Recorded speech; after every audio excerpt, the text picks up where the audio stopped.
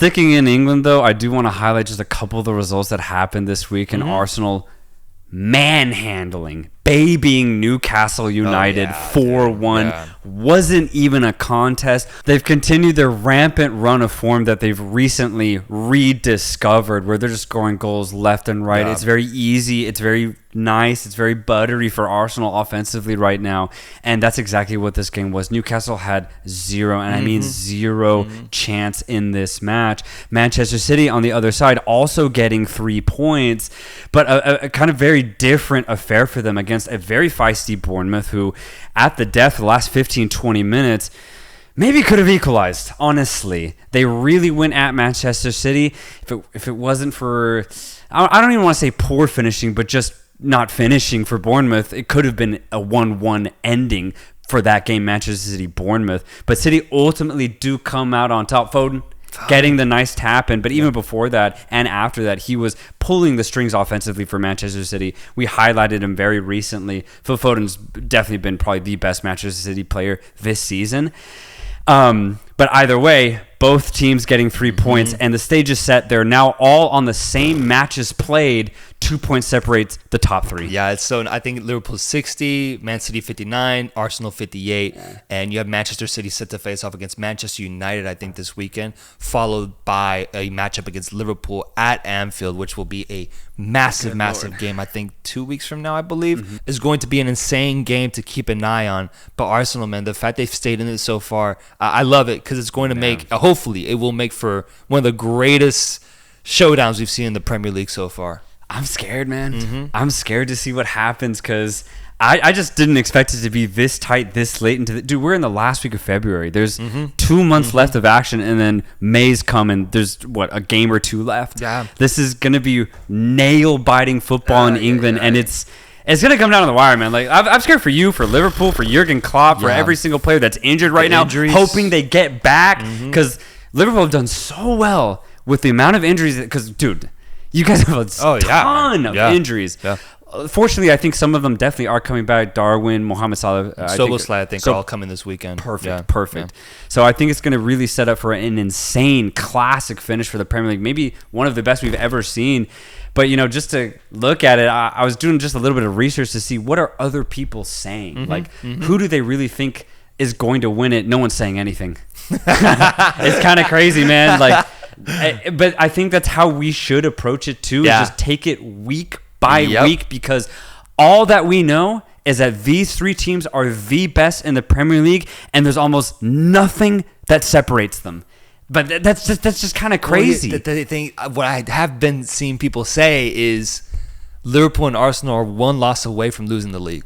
And in other words, if they lose one match, it's Man City's. The moment you put them in favor of that first place position, the moment that it's in their own hands, their destiny is under their own control, that's usually when City takes over, man. Yep. That's usually, and they're so unforgiving about it. Liverpool is right now leading by 1 point, but I really do think it's going to come down to that game at Anfield to decide so much about this. But even then, if they tie, if Arsenal keeps winning, they could end up being in first place. And once again, the narrative of Arsenal comes back into play. Are they going to choke the way they did last year?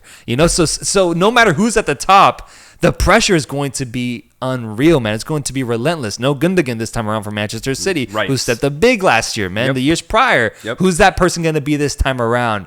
I mean, it's the best TV right now. It's better than Love is Blind. It's better than The Bachelor. It's better than any reality TV show. It's better than NBA. This is top-notch football, top-notch entertainment that we're seeing out of England right now with this crazy title race. Yeah, and I looked up, there's a supercomputer that after this match week, with all teams playing 26 games, they've predicted the computer who will win the Premier League, and they're giving Manchester City a 50% chance, a coin flip. Damn. Liverpool's second highest at, I think, 33%. Well, that seems fitting. Yeah. And then Arsenal's right behind that, a little bit lower at 13%. I guess I'd actually agree with that. I think I would too. I would say those are the percentages I'd give out.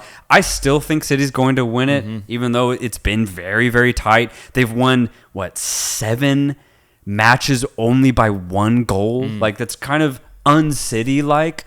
But that's the thing, is that what's the hallmark of a champion? It's grinding out those really, really tight results. And it's why Arsenal lost last season. Because when March came, Arsenal were going into that month flying very high, just like they are now. But in those tight matches, they faltered. Yeah. They let in goals, and the games either ended, 2-2 when Arsenal should have won 2-0, or they ended up losing it. So, yeah, there's going to be an insane couple of months. What's interesting, though, is that I think I looked at it. I would say, and maybe we can look at it and come back to this next week, I would say Liverpool have the, let's say, quote-unquote, easiest schedule left. They do. The tough games that they have, they're all at home now. Yeah. I think the only difficult match that could prove to be difficult, I don't think it will be, is an away match against Manchester United. That's it for how difficult it gets for them away from home. Everything else they're going to be hosting, whereas City and Arsenal definitely do still have a pretty tricky schedule left for them. Yeah. Either way, though, I'm just going to be watching Prem, man. Yeah. I think I'm just going to be watching Prem for the next 2 months. It's going to be a crazy ending. I'm so excited to see, but I'm still going to stick by it. As I said in August, I think Manchester City will win their 4th back-to-back Premier League title. Yeah, and I'm in a spot where I predicted Manchester City would win, True. But now I have the bias side of myself showing where I want Liverpool to win for Jurgen Klopp. So my wants are aligned with Liverpool. My predictions, I'll just leave it there. I'll leave it at where I don't want to say it. I feel like as a Liverpool fan, I can't say it, so I'm not going to. Don't. But just look back at what I said back over in August, and you'll know what I think about how this is going to end. I still am yearning for that trophy, though.